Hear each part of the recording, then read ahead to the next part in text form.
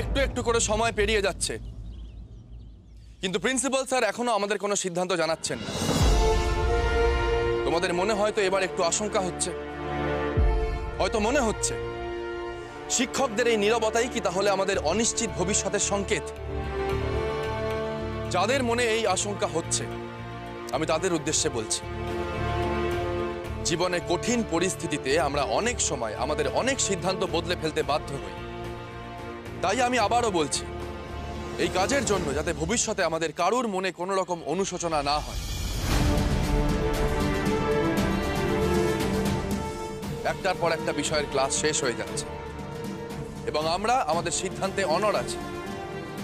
তোমাদের যদি কারুর মনে হয় যে এই আন্দোলন করে আমরা আমাদের উজ্জ্বল ভবিষ্যৎ নষ্ট করছি, সে কিন্তু নির্দ্বিধায় ক্লাসে যেতে পারে। এতে আমাদের সম্পর্কে কোনো রকম ছেদ পড়বে না। আমরা যেমন সহপাঠী বন্ধু ছিলাম তেমনই থাকবো, কিন্তু এই আন্দোলন চলবে। শেষ পর্যন্ত একা হয়ে গেলেও আমি এই লড়াই চালিয়ে যাব। আর কোনো ভাবনার অবকাশ নেই সুভাষ। যেই দেশে জন্মেছি সেই দেশের প্রতি আমাদের কিছু দায় আছে। উজ্জ্বল ভবিষ্যতের জন্য স্বার্থপর হয়ে পড়লে নিজেকে কি জবাব দেব সুভাষ? না, আমরা কেউ এই আন্দোলন ছেড়ে যাব না। এ তো আমার আর তোমার মত আনন্দ, কিন্তু বাকি সকলের বক্তব্যও কি এক? কি চাও তোমরা? আমিও তাই চাই সুভাষ। আমার মনে হয় এখান থেকে একজনও যদি ক্লাসে ফিরে যায় তাহলে স্যারেরা ধরেই নেবেন যে একটু একটু করে আমরা সবাই আশা ভঙ্গ করে ক্লাসে ফিরব। তাই আমাদের সকলের উচিত এই আন্দোলনে শেষ পর্যন্ত সামিল থাকা। সকলকে বুঝিয়ে দিতে হবে আমাদের দেশের, আমাদের সংস্কৃতির মান সম্মান আমাদের কাছে কতটা গুরুত্বপূর্ণ। আমার একটাই অনুরোধ, এই আন্দোলন ছেড়ে কেউ যেও না। না দিলীপ, সুভাষকে ছেড়ে যাওয়ার কোনো প্রশ্নই ওঠে না। হ্যাঁ, সেই ছোট থেকে আমরা একটা জিনিসই সুভাষের থেকে শিখেছি, হাল কখনো ছাড়তে নেই। তোমার কথা একদম ঠিক সুভাষ। সময়ের সাথে সাথে সাফল্য আসবেই। আমরা একদিন আমাদের হারানো সম্মান ফিরে পাবোই। তোমরা তোমরা কেউ এই আন্দোলন ছেড়ে যেও না, কেউ না। নন্দ, গোপাল, চারু, দিলীপ, আমি আবারও বলছি, তোমরা কাউকে জোর করো না। এই আন্দোলনে আমি শেষ পর্যন্ত থাকব। তোমরাও কি সকলে থাকতে চাও?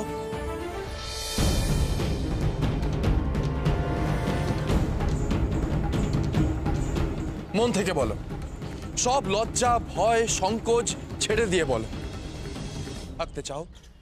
আমি যাব না সুভাষ, আমিও যাব না। আমিও যাব না।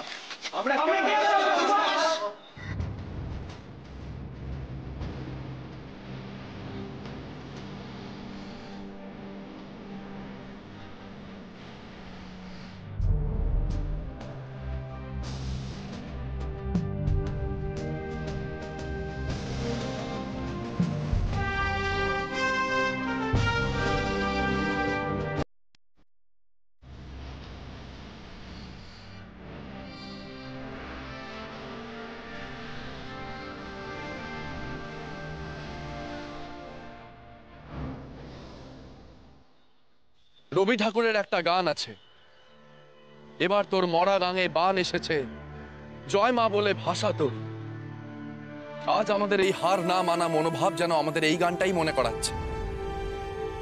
মরা গাঙে বান এসেছে গানটা জানো তো সকলে? ধরো সবাই।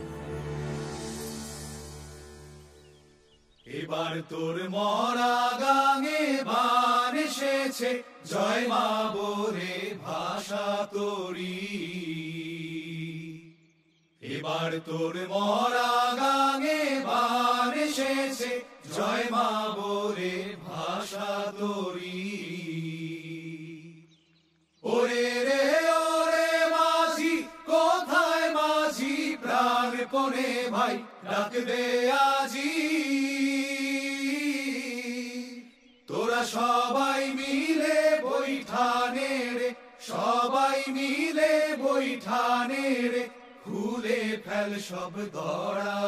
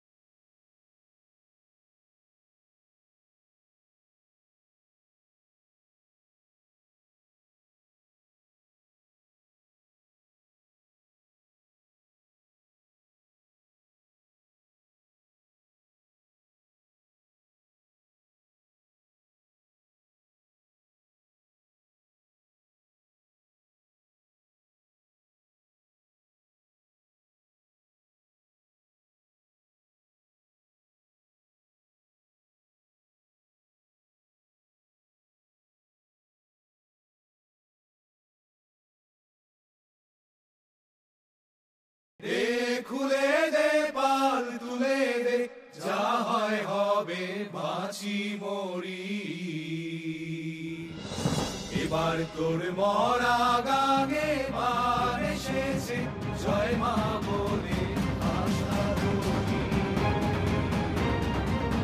এবার তোর মরা গানে বার এসেছে, জয় মা বলে ভাষা তোরি। সুভাষ চন্দ্র বোস!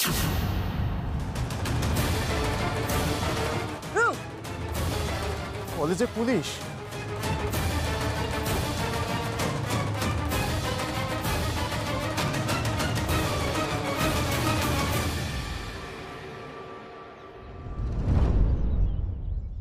I am Subhash Chandra Bose.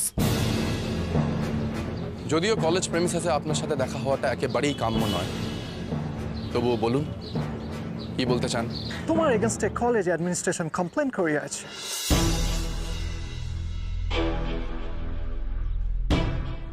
আপনি যে এখানে আমার থেকে ভারত মাতার পুজোর পাঠ নিতে আসেননি সেটা আমি জানি। আপনার এখানে আসার কারণটাও আমি খানিকটা আন্দাজ করতে পারছি। না হলে কলেজে পুলিশ কেন আসবে? অবশ্য সন্দেহের কারণে আপনারা একবার ইডেন হিন্দু হস্টেলে সার্চ করেছিলেন বটে। এনিওয়ে, আমি কি জানতে পারি আমার নামে কলেজ থেকে ঠিক কি অভিযোগ করা হয়েছে? তোমরা কলেজের স্টুডেন্টদের প্রভোগ করিতেছো ক্লাস না করিবার জন্য।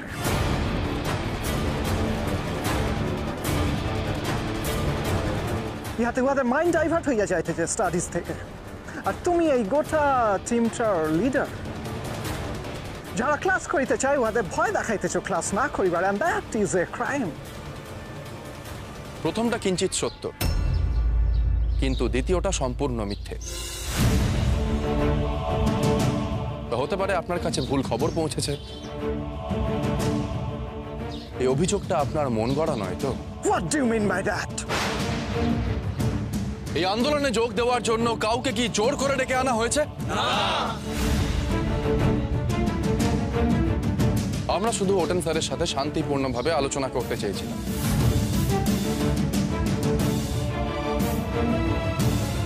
প্রিন্সিপাল স্যার ওটেন স্যারের সাথে কথা বলে নিলেই মীমাংসা হয়ে যেত। আমাদেরকে বললেই হয়ে যেত যে ওটেন স্যার নিজের ভাষা সংযত করবে।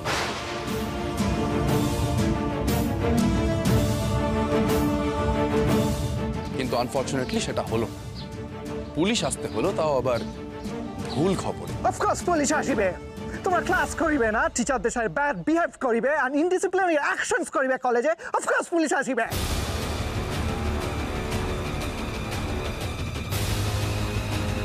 এটাই আপনাদের সমস্যা।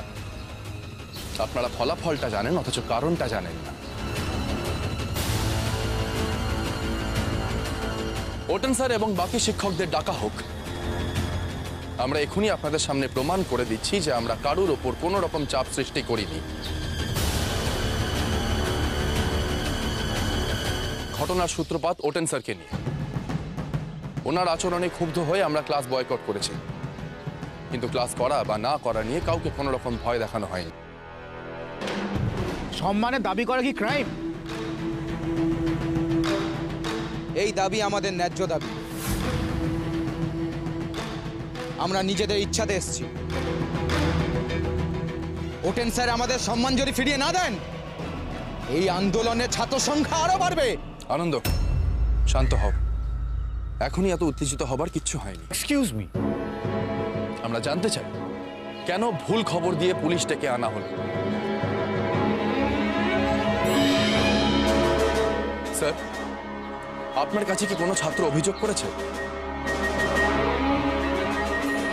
যে ক্লাস করা বা না করা নিয়ে আমরা কোনো রকম ভয় দেখিয়েছি? দয়া করে তাদের নামগুলো বলবেন স্যার। কি করিবে তুমি? তাহাদিগকে আক্রমণ করিবে? You will beat them up? No sir, আত্মসম্মান বোধ তো আর কারোর ওপর জোর করে চাপিয়ে দেওয়া যায় না। আমাদের এজেন্ডাটা আরেকবার বোঝাবার চেষ্টা করতাম আর কি। মিস্টার বোস, উহাদের নাম গোপনই থাকবে ফর সিকিউরিটি রিজনস। কাউকে থ্রেট করা ইজ অফ কোর্স ক্রাইম।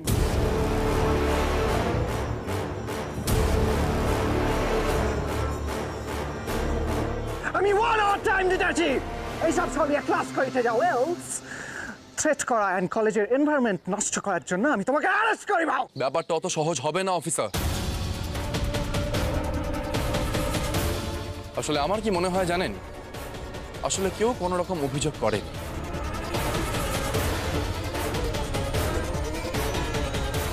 তাই আপনারা ব্যাপারটা গোপন রাখতে চাইছেন। আর এখন হুমকি দেওয়ার অভিযোগে আমাদের গ্রেপ্তার করবার ভয় দেখাচ্ছে। মিস্টার স্ট্যানলি, বিনোদ বিহারী, তোমরা তো ক্লাস করছো, তোমাদের কি আমরা কখনো ভয় দেখিয়েছি? তোমরা এমন ভাবে তাকাইতেছো, এমন গান গাইতেছো, উই আর স্কেয়ার্ড, আমরা ভয় পাইতেছি। একদম তাই, ওটেন থেকে দেখেই তোমরা গান গাইছিলে। যারা গান শুনে ভয় পায় তাদের কি বলবো বলুন তো? ভীতু না অপরাধী? তুমি আমি অপরাধী। সরি স্যার, আপনাকে ব্যক্তিগতভাবে আঘাত করতে চাইনি। আপনি বুঝলেন তো ওরা গান শুনে ভয় পেয়েছে। দেখুন, ক্লাস করা বা না করা এটা সম্পূর্ণ আমাদের ব্যক্তিগত সিদ্ধান্ত। তাতে কলেজ যদি আমাদের তাড়িয়ে দিতে চায় তাতে পুলিশের আসার কোনো দরকার নেই, আমরা এমনি চলে যাব। Shut up! I'm telling you so. ইহারা চাপ সৃষ্টি করিতেছে। চাপ নয় স্যার, চাপ নয়, শুধুমাত্র আত্মসম্মানের দাবি। কি মনে হয় আপনাদের আমাদেরকে এক্সপেল করলে এই আগুন নিভবে?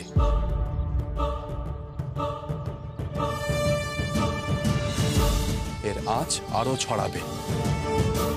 যদি আপনারা এই আগুন নেভাতে চান তাহলে আলোচনার মাধ্যমে নিভিয়ে নিন, না হলে কিন্তু এই আগুনের আঁচ আপনাদেরকেও অনুভব করতে হবে। পুলিশ কিভাবে ডিউটি করিবে উহা তোমার থেকে কেউ শিখিবে না। 1 ঘন্টা টাইম দিতেছি, ক্লাসে না গেলে লকাবে লইয়া যাব।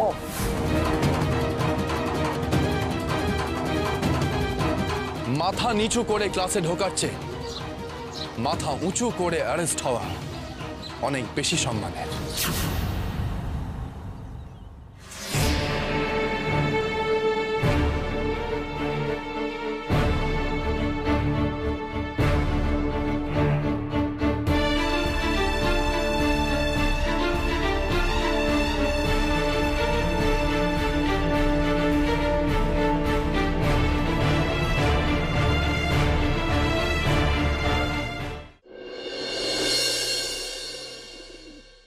প্রিন্সিপাল ইনফর্ম না করলে তো পুলিশ আসতে পারে না। সেটাই তো বলছি মেজো ভাগ্নে, পুলিশ এন্টায়ার ফোর্স গোটা দলবল নিয়ে ওখানে গেছে। ইনফ্যাক্ট প্রফেসররাও সুবির এগেনস্টে।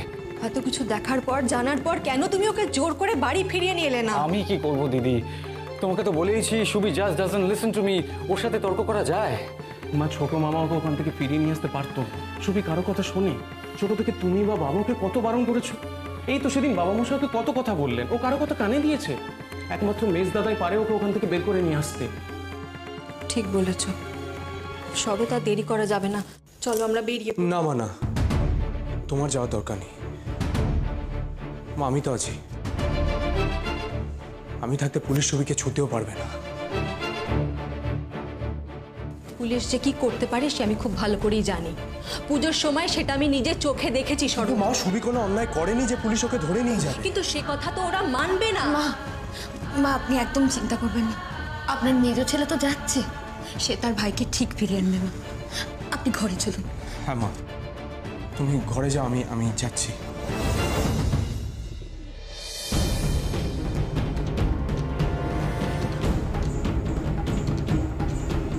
সুবিকে কি আর সত্যি কোনোদিনও ঘরমুখ করতে পারবো না?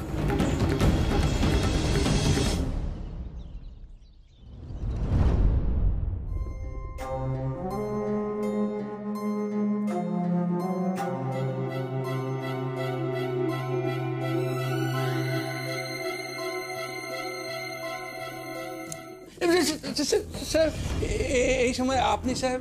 আরে তোমার তো কপাল খুলে গেল। কপাল খুলে সাহেব? ঠিক বুঝলাম না, কি বলছেন সাহেব? খুব ভালো খবর আছে তোমার জন্য। এই এই দর্জির কাজটা তোমায় করতে হবে না, বুঝলে? না না সাহেব, আমি সেলাই করে খাই, দিব্যি ভালো আছি সাহেব। বিশ্বাস করেন, আমি যা যা জানতাম আপনাদের সব বলে দিয়েছি, আমি তার বেশি কিছু জানি না সাহেব। এবারের মতো আমায় মাফ করে দেন সাহেব। আমার কথা বিশ্বাস হচ্ছে না তো? আরে টেগার স্যার তোমায় ডেকে পাঠিয়েছেন, আমি তো তোমায় খুঁজতে খুঁজতে তোমার বাড়ি চলে গেছিলাম। হে না না সাহেব, বিশ্বাস করে আমার বাড়ির লোক স্যার কিচ্ছু জানে না, আমি যা জানতাম সব বলে দিয়েছি সাহেব, ওদের মাফ করেন সাহেব। তুমি শুধু শুধু চিন্তা করছো। এই তো তোমার বউ বাচ্চার সাথে কথা বলতে গিয়ে জানলাম যে তুমি দোকানে এসে গেছো। দেখেছো তো, তুমি আমাকে এখনো ভয় পাচ্ছ। দেখো, টেগার স্যার তোমার জন্য ভালো খবর পাঠিয়েছেন, আর যদি মারার হতো উনি বাড়ি থেকে এইভাবে ডেকে নিয়ে যেতেন না। আর তাছাড়া টেগার স্যার জনসমক্ষে খুব একটা প্রশংসা বা ভালো খবরও দেন না, বুঝলে? শোনো, ওসব চিন্তা করে লাভ নেই, তুমি আমার সাথে চলো দেখি। আরে দোকানটা বন্ধ করে চলো। আরে সময় বেরিয়ে যাচ্ছে, চলো ভাই। এসো এসো এসো এসো, থাকো বাবুল, এসো এসো।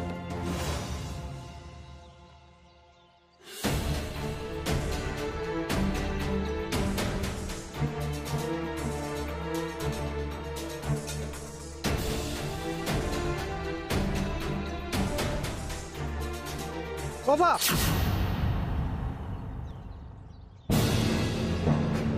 এক ঘন্টা টাইম শেষ।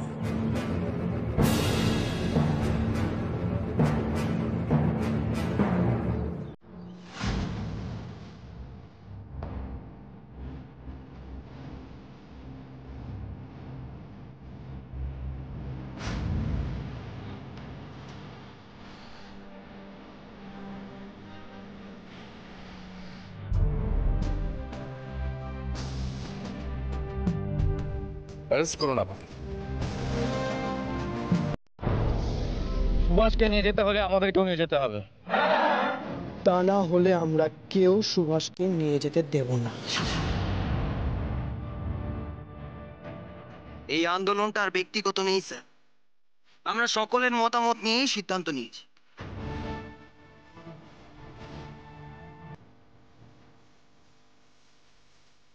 এই আন্দোলন শুরুর সময় থেকে আমরা একসাথে ছিলাম, আজও থাকবো। আমাদের সবাইকে অ্যারেস্ট করুন।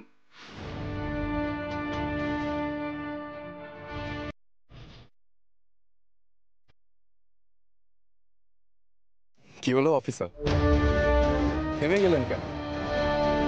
গ্রেপ্তার করুন আমাদের। এই আন্দোলনটা শুধুমাত্র কলেজের মধ্যে সীমাবদ্ধ ছিল, যদিও সবাই জানে, তবুও এইবার আমাদের গ্রেপ্তারের পর আরো লোকে জানবে। নিন, অ্যারেস্ট করুন আমাদের। এতে যারা জানে না তাদের কাছেও খবরটা গিয়ে পৌঁছবে। সকলে জানুক দেশের নামী শিক্ষা প্রতিষ্ঠানে ভারতীয় ছাত্রদের সাথে কিরকম আচরণ করা হয়, কি চোখে দেখা হয় তাদের।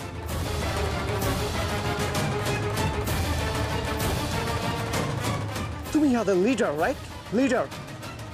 আমি আজকে তোমাকে লিডারশিপের কিছু লেসন্স দিব। হাই, ইয়াদের লাঠি চার্জ করো, ইয়া সরাইয়া ইয়াকে গাড়িটা চালাও। গো! এক মিনিট।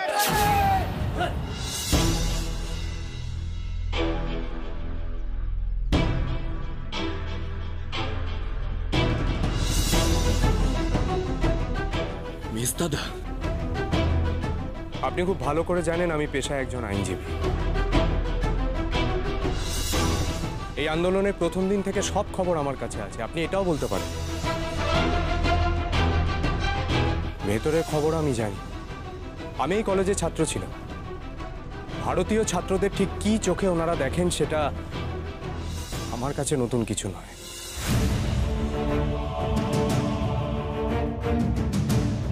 তাই আমি দায়িত্ব নিয়ে বলতে পারি এখানে এমন কিছু ঘটেনি যার জন্য আপনি ছাত্রদের ওপর লাঠিচার্জ করতে পারেন বা ওদের অ্যারেস্ট করতে পারেন।